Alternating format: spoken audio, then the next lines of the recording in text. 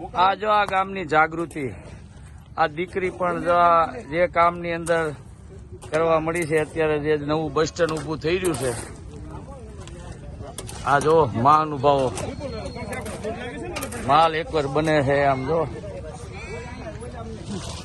ભાઈ ભાઈ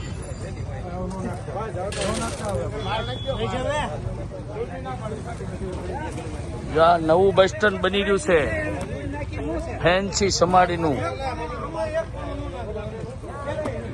રેડી 2 દિવસમાં બસ સ્ટેન્ડ તૈયાર અને 2 દિવસમાં